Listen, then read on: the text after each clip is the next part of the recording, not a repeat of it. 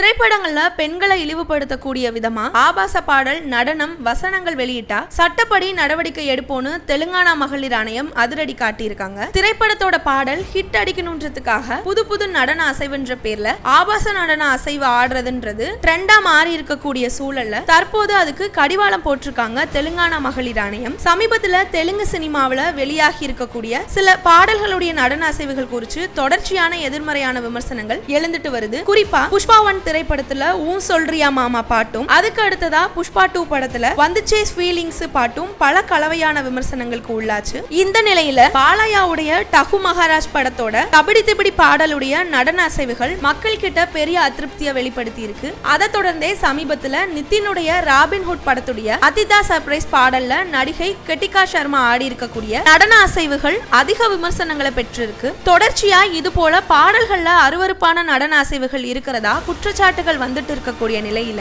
இது குறித்து தெலுங்கானா மகளிர் ஆணையம் கருத்து தெரிவிச்சதோட எச்சரிக்கையும் விடுத்திருக்காங்க. இது தொடர்பா தெலுங்கானா மகளிர் ஆணையம் வெளியிட்டிருக்கக்கூடிய அறிக்கையில சமீபத்துல வெளியாகக்கூடிய பல திரைப்படங்கள்ல வர வசனங்கள், பாடல்கள், நடனங்கள்னு எல்லாமே பெரும்பாலும் பெண்களை இழிவுபடுத்தக்கூடிய வகையில் அமைஞ்சிருக்கு. இது போன்ற காட்சிகள் வெளிப்படுத்தப்பட்டுச்சுன்னா கடுமையான நடவடிக்கை எடுக்கப்படும் மாநில மகளிர் ஆணையம் அதிரடியா அறிவிச்சிருக்காங்க. சக்தி வாய்ந்த ஊடகமா இருக்கக்கூடிய சினிமால பெண்களை இழிவுபடுத்தக்கூடிய வகையில அருவருப்பான காட்சிகளை காட்டுறது சரியில்லைன்னு கூறி இருக்கக்கூடிய மகளிர் ஆணையம் இது தொடர்பா சம்பந்தப்பட்ட திரைப்பட இயக்குனர்கள், தயாரிப்பாளர்கள், நடன இயக்குனர்கள் மற்றும் தொடர்புடைய தரப்பினர் பொறுப்போட செயல்பட வேணும்னு, அப்படி இல்லைன்னா கடுமையான நடவடிக்கை எடுக்கப்படும் எச்சரிக்கை விடுத்திருக்கு. மேலும் பெண்களை அருவருப்பா காட்டி இருக்கக்கூடிய நடன அசைவுகளை உடனடியா பாடல்ல இருந்து நீக்க உத்தரவிட்டிருக்காங்க மகளிர் ஆணையம். அதோடு சமூகத்துக்கு நேர்மையான செய்தியை தெரிவிக்கிறதும் பெண்களுடைய கண்ணியத்தை பாதுகாக்கிறதும் திரைப்படங்களுக்கு தார்மீக பொறுப்பாகும்.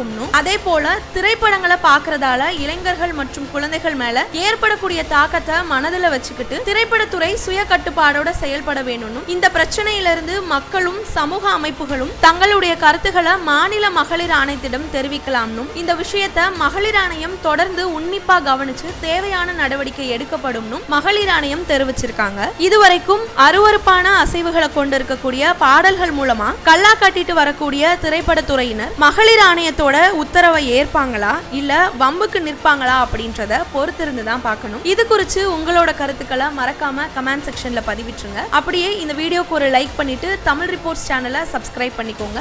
நன்றி.